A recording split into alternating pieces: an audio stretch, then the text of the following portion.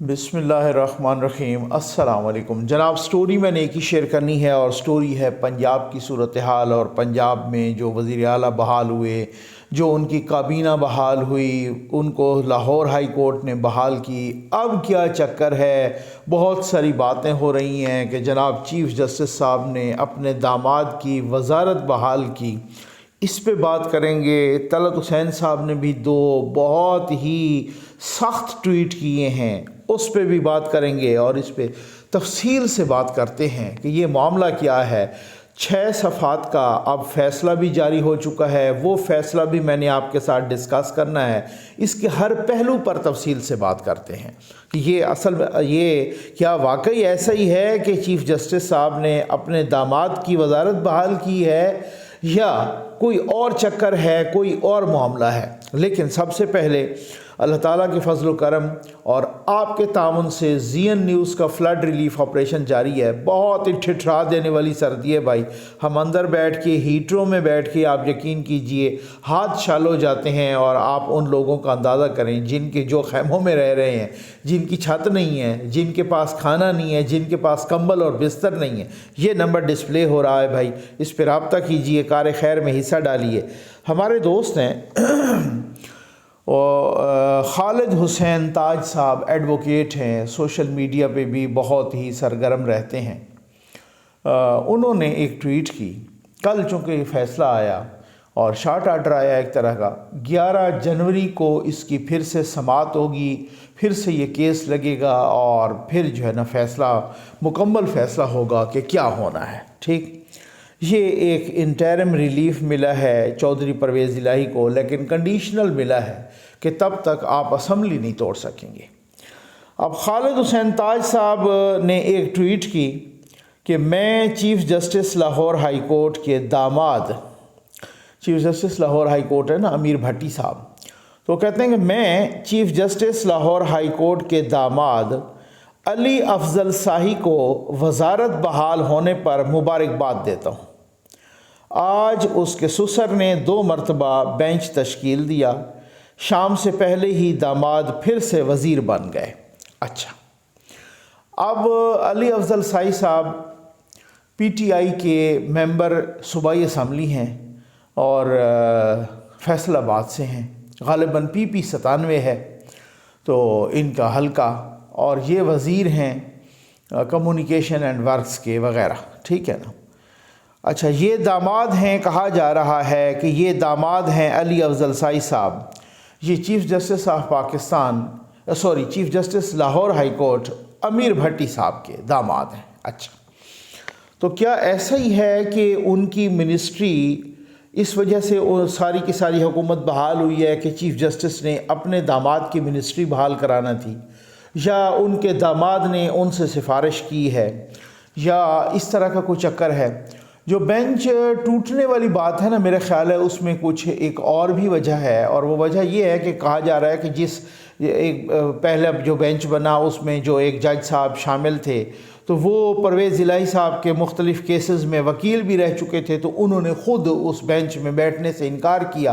تو جب کوئی جج بیٹھنے سے انکار کرتا ہے تو تب بینچ ٹوٹ جاتا ہے، پھر دوبارہ بنتا ہے۔ اچھا چلے خیر، وہ خالد حسین تاج صاحب کے پاس ویسے بھی انفارمیشن زیادہ ہوں گی، کیونکہ ان کا وہ بارز کے ساتھ ریلیٹڈ ہیں، وہ ایڈوکیٹ بھی ہیں، اور سوشل میڈیا پہ بھی بہت ہی سرگرم رہتے ہیں، تو میں نے اس وجہ سے کہ میں نے کہا کہ یہ بھی آپ کے ساتھ میں ساتھ ہی شیئر کر لوں۔ ویسے علی افضل شاہی صاحب یہ محمد افضل شاہی کے بیٹے ہیں، اور محمد افضل شاہی صاحب اگر میں بھول نہیں رہا وہی انہی کے بیٹے ہیں نا، تو اگر یہ میرے ویورز جو ہے نا کریکٹ کریں، اور اگر میں بھول نہیں رہا تو وہ 2013 سے 2018 انہوں نے نون لیگ میں اپنا رہ کے، اور وہاں پر وزیر اعلیٰ کے کوئی مشیر یا اس طرح کا وہ کر کے، تو 2013 سے 2018 انہوں نے وہاں مزے لیے، وہاں مزے لوٹے۔ اب علی افضل شاہی صاحب یہاں مزے لوٹ رہے ہیں۔ ٹھیک ہے نا۔ اور خیر، اس کے بعد میں دیکھتا ہوں کہ میں آتا ہوں اس فیصلے پہ بھی آتا ہوں۔ اس فیصلے میں ایک اہم نقطہ لکھا ہے، میں اس نقطے پر بھی آپ کے ساتھ آتا ہوں۔ طلعت حسین صاحب بہت ہی ایک منجھے ہوئے صحافی ہیں، بہت ہی کہنہ مشق صحافی ہیں، تو اور جنرل وہ لکھتے ہیں، 2 ٹویٹ کیے انہوں نے اور یہ بہت امپارٹنٹ ہے۔ اب ان ٹویٹس پہ میں بولتا ہوں، پہلے آپ ٹویٹس ذرا پڑھ لیجئے، پھر میں فیصلے پہ بھی آتا ہوں جو اہم نقطہ ہے۔ جنرل باجوہ اور فیض کے ایک پیج، عمران پروجیکٹ کے دوران جو سرمایہ کاری نظام انصاف میں ہوئی، آج پورا ملک اس کا نتیجہ بھگت رہا ہے۔ جب تباہی کے بیج ہر شعبے میں بوئے جا رہے تھے، تب مثبت رپورٹنگ کروا کر قوم کو گمراہ کیا۔ اب عذاب سمیٹنے کا وقت آیا تو نیوٹرل ہو کر پوچھتے ہیں یہ کیا ہو رہا ہے۔ اچھا، بڑا دلچسپ ٹویٹ ہے ویسے اور بہت ہی جامع ہے۔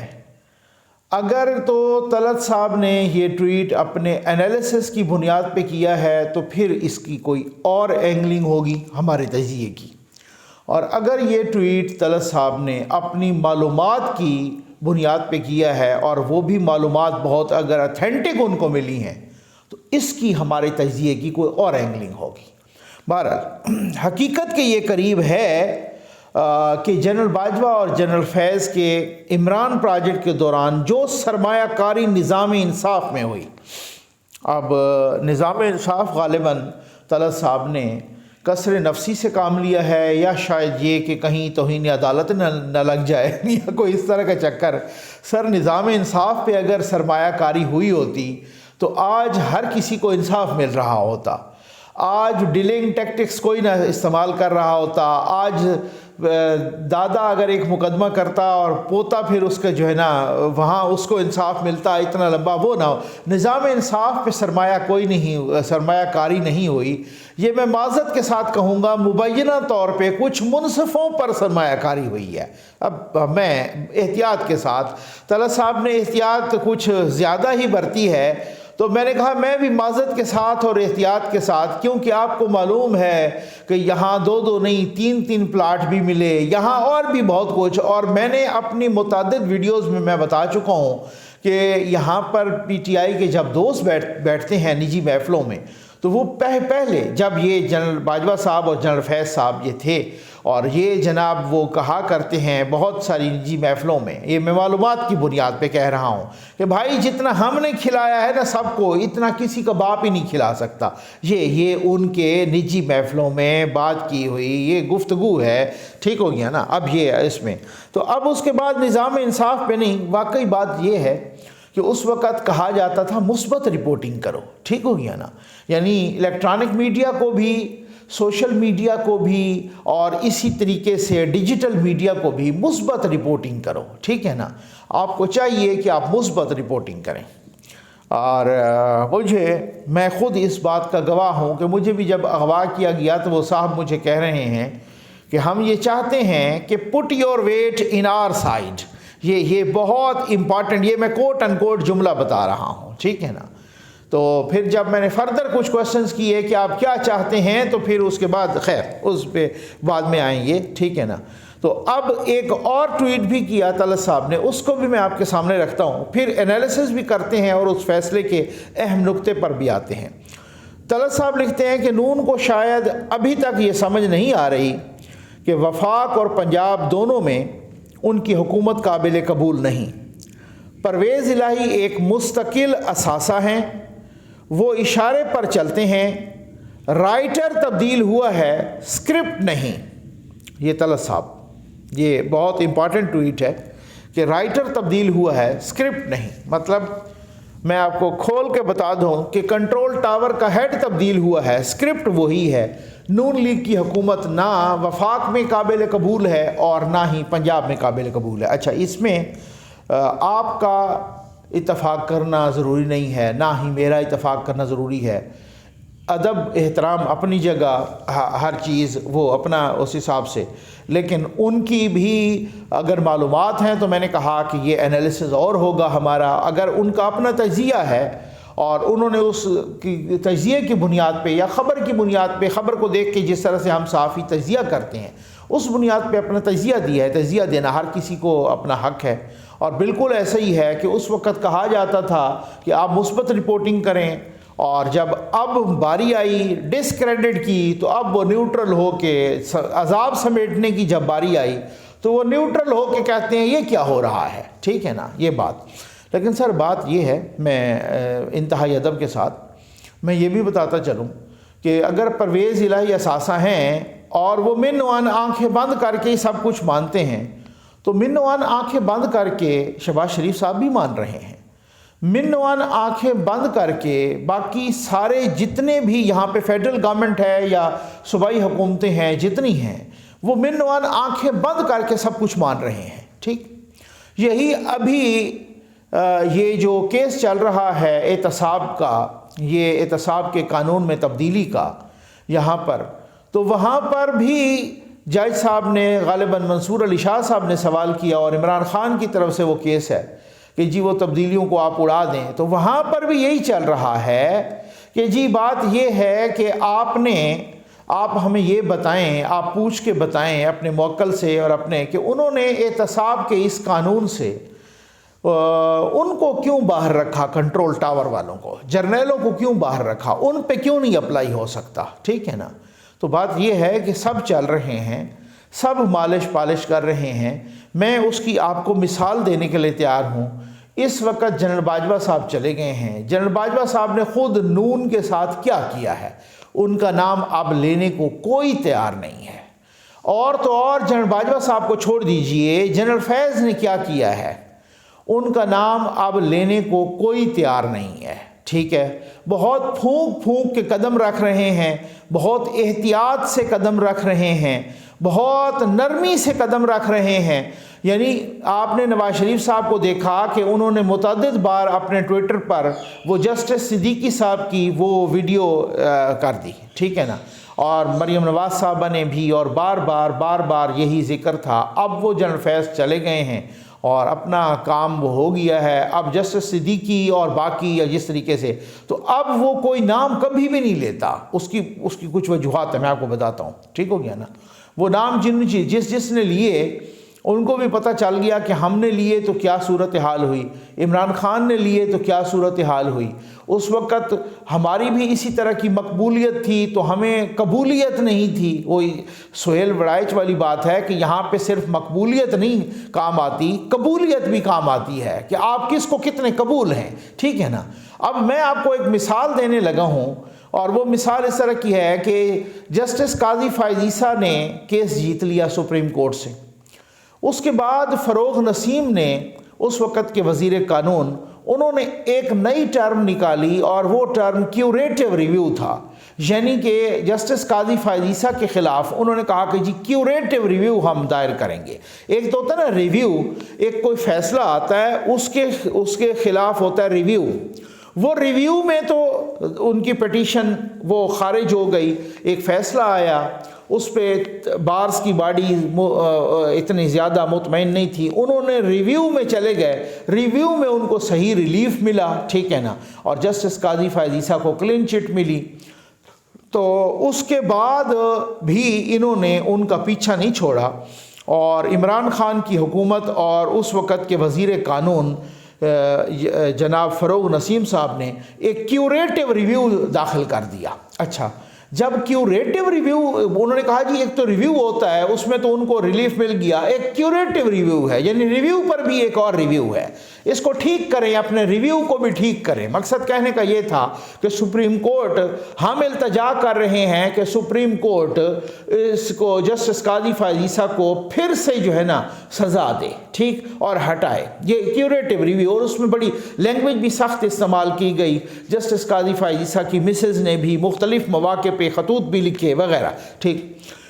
اب جو یہ گورنمنٹ آئی، وہ گورنمنٹ تو چلی گئی عمران خان کی، جب یہ حکومت آئی نا تو انہوں نے کچھ عرصہ پہلے کابینہ نے یہ فیصلہ کیا کہ ہم، ظاہر ہے جی بار بار باتیں کر رہے تھے اپوزیشن میں رہ کے، جسٹس قاضی فائز عیسیٰ کے حق میں نواز شریف صاحب، مریم نواز صاحبہ، باقی لوگ بار بار باتیں کر رہے تھے، تو کابینہ نے ایک فیصلہ کیا کہ جی کیوریٹیو ریویو، اور یہ کافی عرصہ پہلے کیا، جی ہاں ٹھیک ہے نا، تو کیوریٹیو ریویو جسٹس قاضی فائز عیسیٰ کے خلاف جو کیوریٹیو ریویو دائر کیا گیا تھا سپریم کورٹ میں، وہ ہم واپس لیں گے۔ یہ کابینہ کا فیصلہ تھا، ٹھیک ہو گیا نا، شہباز شریف کی زیر نگرانی کابینہ نے یہ فیصلہ کیا۔ اگلوں نے پھر ڈنڈا کرایا، اور پھر ظاہر ہے چونکہ جنرل باجوہ نہیں چاہ رہے تھے، یہ تو لوگ عام طور پہ کہتے ہیں نا، وہ جنرل فیض نہیں چاہ رہے تھے، جنرل باجوہ صاحب نہیں چاہ رہے تھے کہ وہ کیوریٹو ریویو واپس ہو، تو یہ چپ کر گئے۔ فیصلہ کر کے انہوں نے کیوریٹو ریویو واپس نہیں لیا جنرل جسٹس قاضی فائز عیسیٰ صاحب کے خلاف سپریم کورٹ سے۔ فیڈرل گورنمنٹ تو اب نون لیگ کی ہے، پی ٹی ایم کی ہے، پیپلز پارٹی کی ہے، انہوں نے کیوریٹو ریویو ٹھیک ہے نا نہیں لیا واپس۔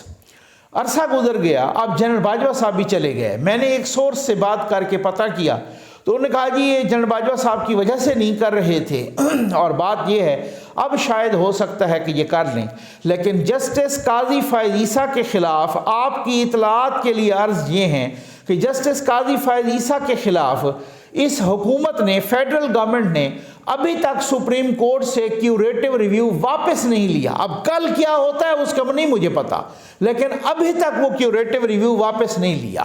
تو کیا یہ ایسا ہی ہے کہ ابھی تک اسکرپٹ وہی چل رہا ہے؟ کیا ایسا ہی ہے کہ بہت احتیاط سے؟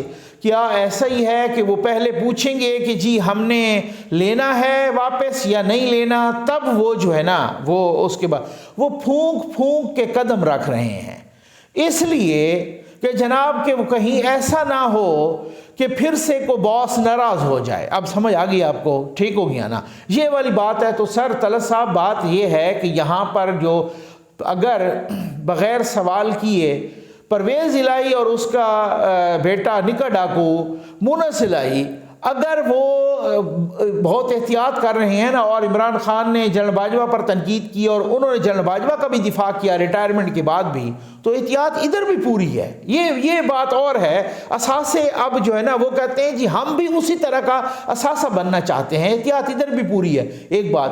اور دوسری بات یہ ہے کہ ہم نے سنا کہ پچھلے کتنے کوئی 6 مہینے سے تو زیادہ ہو گئے یہی تماشا بنا ہوا تھا کہ جی کس نے آنا ہے کس نے آنا ہے، نئی اپوائنٹمنٹ، اور اسی پہ سارا رولا پڑا ہوا تھا۔ اور رولے پہ 2 ہی بندے، میں آپ کو بہت ہی کیٹیگوریکلی بتا رہا ہوں، 2 ہی شخصیات ڈٹ گئیں، ایک کا نام ہے نواز شریف، دوسری کا نام ہے مریم نواز۔ بس ختم ہو گئی کہ جنرل عاصم منیر صاحب بنیں گے، ٹھیک، اور وہ بن بھی گئے۔ اور تو اور نون لیگ والے بھی ایکسٹینشن کی سفارش لے کے گئے تھے، اور باقی وزیر اعظم سمیت کہا یہی جا رہا ہے، ذرائع بتا رہے ہیں، بلکہ ذرائع کیا بتا رہے ہیں، اب تو عرفان صدیقی صاحب نے بھی اس بات کی گواہی دے دی ہے۔ میں نے تو بہت پہلے بتا دیا تھا کہ ایکسٹینشن کے یہاں پہ سفارش لے کے گئے تھے نواز شریف کے پاس، خود نون والے بھی، ٹھیک ہے نا، حکومت کے اندر بھی لوگ، اب بہت سارے لوگ گئے تھے یہاں سے ایکسٹینشن کی سفارش لے کے، نہیں مانی۔ تو پورے کی پوری یہ 2 شخصیات ہی تھیں جنہوں نے کہا کہ نہیں یہی بنے گا جنرل عاصم منیر، باقی کسی کو اتحادیوں کو بھی کوئی وہ نہیں تھا۔ اور انہوں نے کہا کہ جو بہت سارا، خیر یہ ایک لمبی چوڑی بحث ہے، اس کو بعد میں چھیڑیں گے۔ تو اس کے باوجود بھی اگر صرف رائٹر ہی انہوں نے بدلنا تھا اور اسکرپٹ سارا ہی وہی رکھنا ہے، تو پھر میں کہوں گا کہ ان کی سیاسی فہم و فراست ککھ ہی نہیں ہے، صفر ہے، کہ جو صرف رائٹر کو انہوں نے بدلنے کے لیے اتنا ایڑی چوٹی کا زور لگایا، اور جو بندے سارے کے سارے وہاں پہ بیٹھ گئے دھرنا دے کے، انہوں نے پھر بھی کہا کہ نہیں بنے گا یہی، ٹھیک ہے نا۔ تو پھر اب آپ سمجھدار ہیں، میں اس سے آگے کچھ نہیں کہوں گا۔ تو پھر اگر پھر بھی ان کو دوسروں کو سپورٹ اور ان کی مخالفت ہوتی ہے اور اسی طرح کی مداخلت ہوتی ہے، تو پھر میں سمجھتا ہوں کہ پھر تو بہت ہی شومی قسمت ہے۔ اور پھر بھی اگر اسی طریقے سے، کیونکہ وہ مداخلت نہیں کہہ رہے، وہ کہتے ہیں نیوٹرل کریں، نیوٹرل رہیں، پھر اس کے بعد جو ہے نا صورتحال اس حوالے سے دیکھتے ہیں۔ کیونکہ ہم نے دیکھا کہ جہاں پہ کام، اب دیکھیں اعظم سواتی کی ضمانت مسترد ہو گئی ہے، اعظم سواتی کی ضمانت والا جج بھی پہلے تبدیل ہو گیا ہے، نیا جج آ گیا، اور جیسے ہی وہ آیا ضمانت مسترد ہو گئی۔ کیا مسئلہ ہے؟ تو مقصد کہنے کا یہ، آپ سمجھ رہے ہیں نا ساری چیزیں۔ اب آ جائیں اس فیصلے پر کہ اس فیصلے میں اہم کیا لکھا ہے۔ اس فیصلے میں اہم یہ 6 صفحات کا فیصلہ ہے۔ پہلے تو وہ لمبا چوڑا وہی بیان کرتے رہے کہ جی ان کے وکیل نے یہ کہا، انہوں نے یہ کہا، انہوں نے یہ کہا، یہ والا سارا۔ ایک بڑی اہم بات لکھی ہے، انہوں نے کہا کہ وہ 11 جنوری تک جب یہ ایڈجرن کی ہیئرنگ لاہور ہائی کورٹ نے، تو انہوں نے یہ کہا کہ جی بات یہ ہے کہ اگر 11 جنوری سے پہلے وزیر اعلیٰ اعتماد کا ووٹ لینا چاہیں تو ہماری طرف سے کوئی قدغن نہیں ہے۔ अब समझ आ गई आपको, ठीक है ना। अब मैं आपको बताता हूँ, क्योंकि बहुत अहम है ना। अब मसला ये है कि अगर परवेज़ इलाही असासा हैं उसको उसी तरह से बहाल रखना है। अब एतमाद का वोट तो लेना होगा, 11 जनवरी से पहले लें या 11 जनवरी के बाद लें। अभी तक उनकी वो कोई दाल नहीं गल रही, क्योंकि उनके बंदे नहीं पूरे हो रहे। सीधी सी बात है, उनके बंदे बहुत सारे बाहर भी हैं, जो इधर भी हैं उनके काबू में नहीं आ रहे। जिस दिन बंदे उनके काबू में आ गए और बाहर वाले भी आ गए वापस, तो वो फिर उन्होंने, क्योंकि मसला ये है ना कि 10 वोट हैं टोटल, अपना 4 वोटों का फ़र्क है, 186 तो उनको चाहिए, उनके पास 190 हैं, तो 5-6 बंदे भी इधर उधर गायब, तो उनका ख़त्म हो गया, वो एतमाद का वोट तो नहीं ले पाएंगे।